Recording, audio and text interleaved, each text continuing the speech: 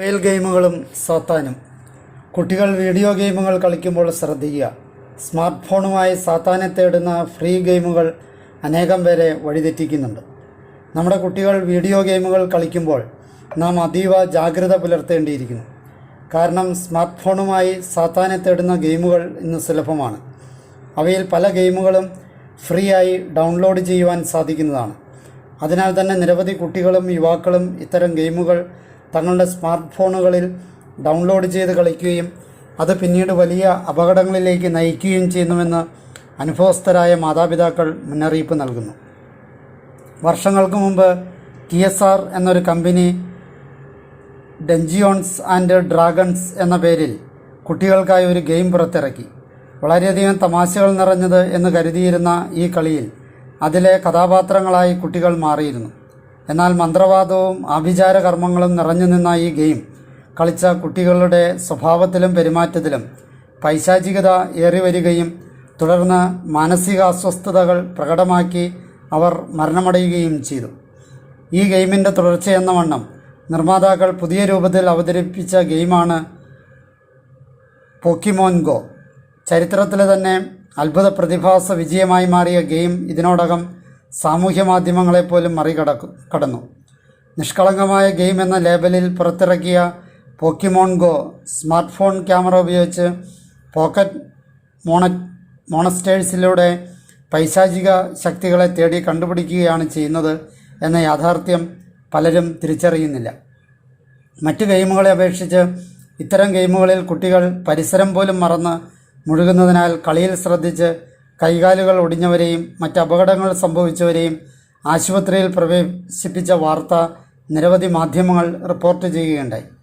Abortion, hypnotism, ഭൂതോച്ചാടനം തുടങ്ങിയവയുടെ അവാസ്തവികമായ അനുഭവങ്ങളാണ് ഇത്തരം ഗെയിമുകൾ കുട്ടികൾക്ക് സമ്മാനിക്കുന്നത്. ഇത്തരം അനുഭവങ്ങൾ പിന്നീട് അവയുടെ യഥാർത്ഥ അനുഭവങ്ങൾ തേടി വലിയ അപകടങ്ങളിലേക്ക് കുട്ടികളെ നയിക്കുന്നു. മന്ത്രവാദം, കൂടോത്രം തുടങ്ങിയ മേഖലയിലുള്ളവർ ഈ ഗെയിമിനെ പൈശാചികം എന്നാണ് വിശേഷിപ്പിക്കുന്നത്. ഭൂതപ്രേത പിശാചുകളെ നിയന്ത്രിക്കുകയും അവയെ സ്വന്തമാക്കി വൃത്തത്തിൽ സൂക്ഷിക്കുകയുമാണ് ആഭിചാര കർമ്മങ്ങളിൽ ചെയ്യുന്നത്. അതുതന്നെയാണ് പോക്കിമോൻ ഗോ കളിക്കുന്നവരും ചെയ്യുന്നത്.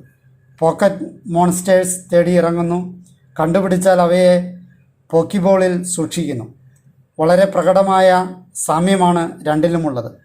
പോക്കിമോൻ കളിക്കുന്നവർ തങ്ങളിലേക്ക് പിശാചിനെ പ്രവേശിപ്പിക്കുന്നതിനായി അധ്യാപകർ കണ്ടെത്തിയിട്ടുണ്ട്. ഒരു ഗണിതാധ്യാപകൻ കുട്ടികൾക്ക് ഇഷ്ടപ്പെട്ട പോക്കിമോൻ ഉപയോഗിച്ച് കണക്ക് പഠിപ്പിക്കുവാൻ തുടങ്ങി. എന്നാൽ കുട്ടികൾ ചെയ്തത് അധ്യാപകനെ അത്ഭുതപ്പെടുത്തി. അവർ പിശാചുക്കളോട് തങ്ങളുടെ മേൽ ആവസിക്കണമെന്ന് അപേക്ഷിച്ചു. കേവലം ഒരു ഗെയിം എന്നതിലുപരി ഗുരുതരമായ അവസ്ഥയിലേക്കാണ് ഈ ഗെയിം കളിക്കുന്നവർ എത്തിപ്പെടുന്നത്. പിശാചുകൾ ഭൂമിയിൽ സഞ്ചരിക്കുന്ന പാതകളെ ഡ്രാഗൺ ലൈൻ അഥവാ ലേ ലൈൻ എന്നാണ് അറിയപ്പെടുന്നത്.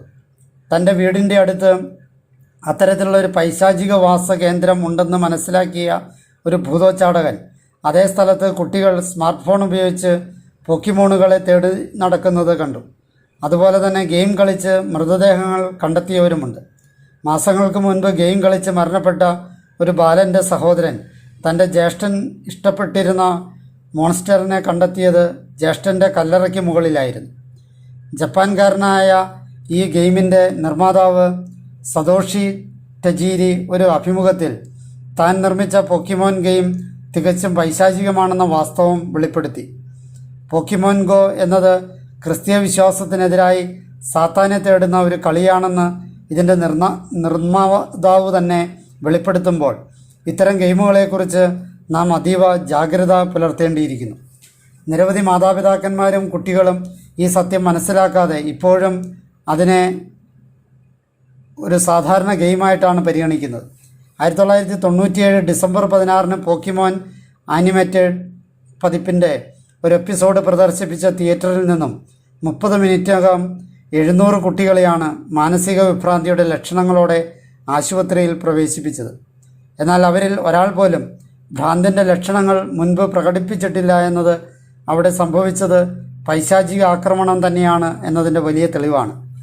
ഇതുപോലുള്ള വീഡിയോ ഗെയിമുകൾ ഇന്ന് വിപണിയിൽ സുലഭമാണ്. ഇവയിൽ പലതും ഫ്രീ ആയി ഡൗൺലോഡ് ചെയ്യാവുന്നതാണ്. അതിനാൽ നമ്മുടെ മക്കൾ ഏതുതരം ഗെയിമുകളാണ് കളിക്കുന്നത് എന്നതും എത്രമാത്രം സമയം അവർ വീഡിയോ ഗെയിമുകൾക്കായി ചെലവഴിക്കുന്നു എന്നതും നാം തീർച്ചയായും ശ്രദ്ധിക്കണം. നാം എത്രമാത്രം നമ്മുടെ മക്കളെ ശ്രദ്ധിച്ചാലും നമുക്ക് ചെയ്യാൻ കഴിയുന്നതിന് പരിമിതികളുണ്ട്. അതിനാൽ നമ്മുടെ മക്കളെ കൂടുതലായി നമുക്ക് ക്രിസ്തുവിനോട് ചേർത്ത് നിർത്താം. തൻ്റെ കുരിശുമരണത്തിലൂടെയും ഉത്ഥാനത്തിലൂടെയും സാത്താനെ പരാജയപ്പെടുത്തിയ ക്രിസ്തുവിന് മാത്രമേ സകല തിന്മകളിൽ നിന്ന് നമ്മുടെ മക്കളെ സംരക്ഷിക്കുവാൻ സാധിക്കൂ. എന്നാൽ അവൻ പറഞ്ഞു, ശിശുക്കളെ എൻ്റെ അടുത്ത് വരുവാൻ അനുവദിക്കുവാൻ അവരെ തടയരുത്.